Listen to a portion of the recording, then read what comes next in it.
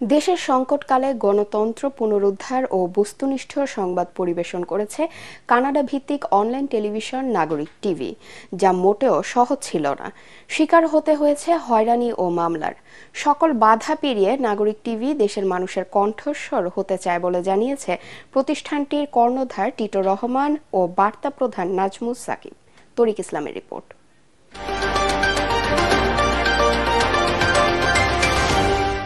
যেকোনো অন্যায় অনিয়মের বিরুদ্ধে সবসময় সোচ্চার কানাডা ভিত্তিক অনলাইন প্ল্যাটফর্ম নাগরিক টিভি। সবশেষ ফ্যাসিস্ট শেখ হাসিনা সরকার ও তার নেতাকর্মীদের অনিয়ম দুর্নীতির সংবাদ প্রকাশ করায় আলোচনায় আসে কানাডা ভিত্তিক নাগরিক টিভি।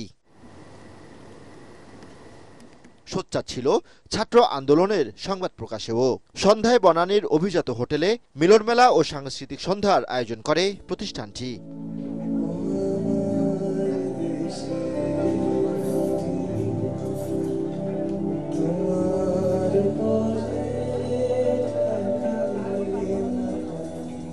অংশগ্রহণ করেন বিভিন্ন শ্রেণী পেশার বিশিষ্টজনেরা। এ সময় দেশের ক্রান্তিকালে নাগরিক টিভির ভূমিকার প্রশংসা করেন বক্তারা।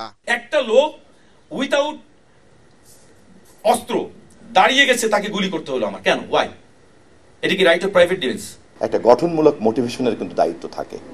আমি আশা করি নাগরিক টিভি এ বিষয়েও যথাযথভাবে সময়ের সঙ্গে তাল মিলিয়ে তার দায়িত্বের এই ফোকাস পয়েন্টটাকে সে চেঞ্জ করে নিতে পারবে। আজকে যে মুক্ত বাংলাদেশে আমরা পেয়েছি, এই পাওয়ার ক্ষেত্রে নাগরিক টিভি বড় ভূমিকা পালন করেছে।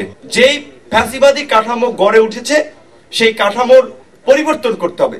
তার জন্যই আমরা সবাই বলছি যে রাষ্ট্রের সংস্কার প্রয়োজন। নাগরিক টিভি দেশের মানুষের কণ্ঠস্বর হয়ে কাজ করবে বলে জানান প্রতিষ্ঠানটির প্রধান নির্বাহী টিটো রহমান। স্বৈর শাসনে আমরা যখন চোখে চোখ রেখে কথা বলেছি, আমাদের এই কথা বলাটা খুব সহজ ছিল না। যারা নির্যাতনের শিকার হয়েছেন, বিরোধী দলে অবস্থান করে যারা নির্যাতিত হয়েছেন, তাদের পক্ষ অবলম্বন করাটা তখন আমার কাছে মনে হয় ছিল নিষিদ্ধ।